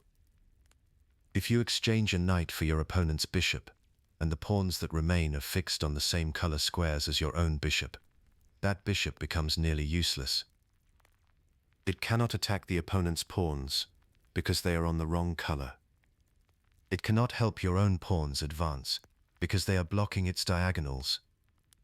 You have a piece on the board that is doing almost nothing. The habit to build is to visualize the pawn structure that will exist after the trade before you commit to it. Look at where your pawns are fixed. Look at what squares will be open or closed. Then ask whether your remaining pieces will be comfortable working in that structure, and whether your opponents will be. There is a useful principle in blocked positions specifically. When pawns are locked, and neither side can easily create open lines, the number of minor pieces matters a lot. If you exchange one pair of minor pieces in that kind of position, the piece that remains for each side becomes more valuable, because there is less competition for the key squares. In some cases, removing one piece from the board increases the strength of the piece that stays behind, particularly if that piece is the one best suited to attack the fixed pawn chain. Giving the opponent doubled pawns is another reason to consider an exchange that might otherwise look questionable. Trading a bishop for a knight can be completely sound if the recapture leaves the opponent with doubled pawns on a file, where those pawns become a long-term weakness. The structural damage can outweigh the loss of the bishop pair. But the same trade is deeply flawed if your own pawns end up on the same color as your remaining bishop, or if the doubled pawns your opponent receives are actually useful for controlling central squares. Doubled pawns are not automatically bad. Their value depends entirely on the position around them. The two-layer evaluation is the core skill here. First, what pieces remain after the trade? Second, what pawn skeleton those pieces must work with. Both layers matter, and skipping the second one is how players end up with technically equal material and a structurally worse game. Now, all of this applies equally when you are the one being offered an exchange, not just when you are the one initiating it. Refusing an exchange is an active strategic choice. It is not hesitation or passivity. It is a decision based on the same evaluation framework. When your opponent offers an exchange, the first thing to recognize is that they are likely offering it for a reason. In most cases, they believe the trade benefits them, though sometimes an exchange is offered out of necessity or oversight rather than strategic intent. That belief might be correct, or it might not be, but it is worth asking why they want it before you accept. If your piece is well placed and their piece is inferior, the trade almost certainly favors them. They are trying to remove your good piece and replace it with their worse one, accepting that trade is doing their work for them. The decision to refuse requires the same thinking as the decision to accept. What does the position look like after the trade? If your piece is doing more than theirs, keeping it on the board is usually correct. If retreating your piece to avoid the trade costs you time, or puts it on a worse square, you have to weigh that cost against the long-term benefit of keeping it active. There is a specific situation worth understanding here. When you have the initiative, meaning your pieces are coordinated, your opponent is responding to your threats, and the position is moving in your direction. Trading pieces tends to reduce that pressure. Each exchange gives the opponent a chance to reorganize. Keeping pieces on the board when you have the initiative is often the right call, not because trading is always wrong, but because the complexity that comes with more pieces on the board is working in your favor. In contrast, if your position is cramped and your pieces have little room to work, exchanging can relieve that pressure. Fewer pieces means more space for the ones that remain. This is a case where trading, even at a slight positional cost, can be the right decision because the alternative is a slowly suffocating position. What ties all of this together is that every offered exchange is a question, not an obligation. The opponent is proposing a change to the position. Your job is to evaluate whether that change favors you before you agree to it. That evaluation covers piece quality, pawn structure, initiative, and the long-term character of the resulting position. The players who handle exchange decisions well are not calculating every variation to the end. They are asking a consistent set of questions before committing. What will the structure look like? Which remaining pieces benefit from it? Who is trying to accomplish what? And does this trade help or hinder that plan? Those questions, applied calmly and consistently, replace the reflex of trading whenever material appears equal with something more deliberate and more accurate. That deliberate evaluation becomes especially important when you face a position where tension exists, and the question is not whether to trade, but whether to resolve the tension at all. Some threats are better answered directly. Others are better left alone. Knowing the difference starts with understanding what the exchange itself would actually change. Number 11. Prophylaxis and the habit of thinking for the opponent. Prophylaxis is one of those words that sounds more complicated than the idea behind it. Strip the label away, and what you have is simple.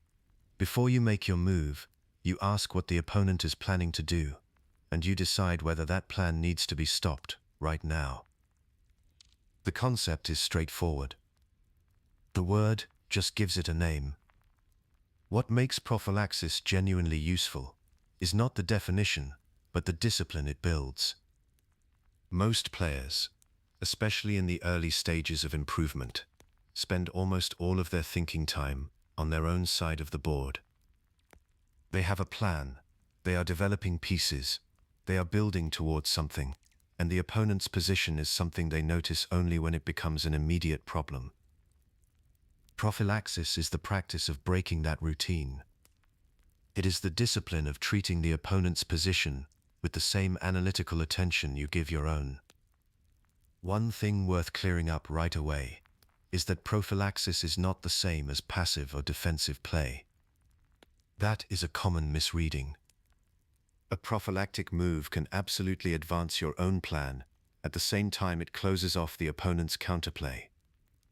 In fact, the best prophylactic moves often look like completely normal improving moves, until the opponent realizes that the plan they were building toward has quietly been made impossible. The move did two things at once. It helped you, and it hurt them, and neither effect was obvious on the surface. The distinction that really matters here is between reacting to a threat that already exists and anticipating a threat that has not yet materialized. Reacting is straightforward. The opponent attacks something. You defend it, or move it, or counterattack. That is just responding to what is already on the board. Anticipating is different. You look at the position. You identify what the opponent would most like to do over the next 2 or 3 moves, and you take action before they get the chance. The threat is not there yet. You are preventing it from ever arriving. That gap between what is already happening and what is about to happen is where most players lose the concept. It feels strange to spend a move preventing something that has not been played yet. It can even feel like you are imagining threats that are not real. But the practice of asking what the opponent is planning after every single move they make is one of the most reliable ways to improve the quality of your decisions across the whole game. A useful framing from chess instruction is simply this: after your opponent moves, ask why they moved there. Consider what that move enables, what they are now threatening, and what they would most like to do next. Those questions are not complicated, but they require deliberate attention. The natural pull is to look at your own position and start building your next idea. Prophylaxis asks you to pause that impulse and look at the board from the other side first. Identifying the opponent's best plan is not about calculating every possible variation. That would be exhausting and is not really the point. What you are looking for is the opponent's strategic ambition. Consider whether they are trying to activate a piece that is currently sitting on the edge of the board, building toward a passed pawn, or maneuvering to open a file that aims at your king. These are the kinds of plans that take several moves to execute, which means you have time to see them coming if you are looking. The players who skip this question tend to find themselves solving problems they could have prevented. They spend moves reacting to threats that were visible several moves earlier, and each reactive move is a move that was not spent pushing their own plan forward. Over time, that adds up. The opponent gets to dictate the shape of the game because their plans were never interrupted early enough. The discipline of asking the question is more valuable than any single answer it produces.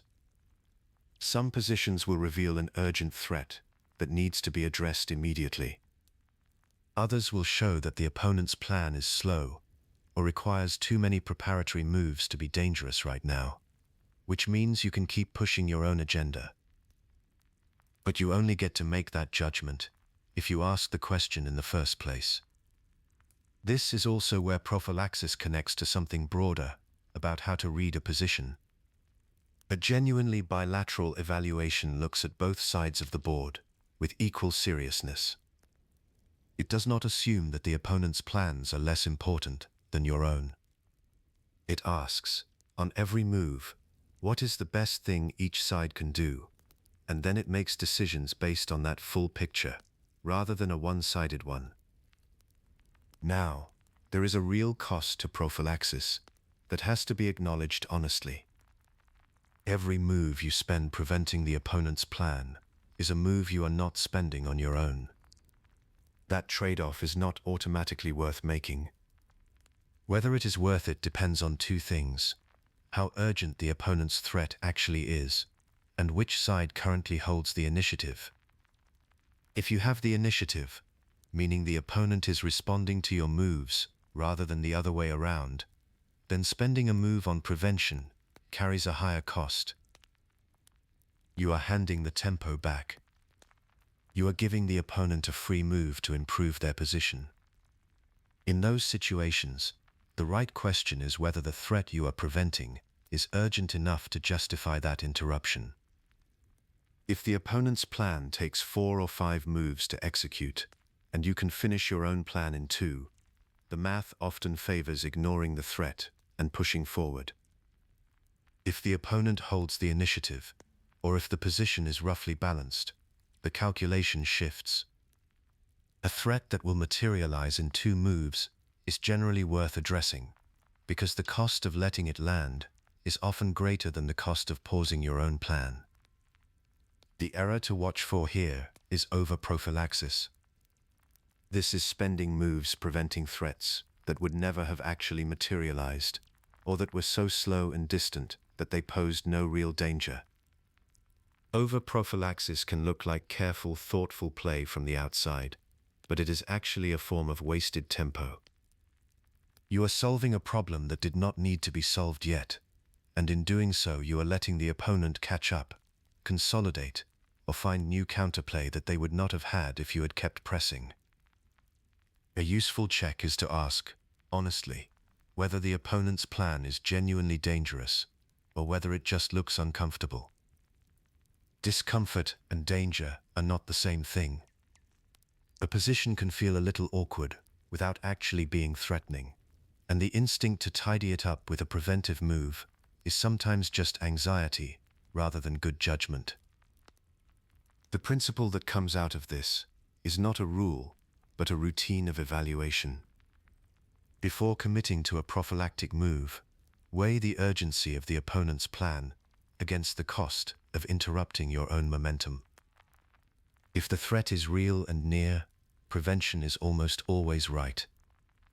If the threat is slow or speculative, the better choice is usually to keep building your own position and let the opponent prove that their plan is actually a problem.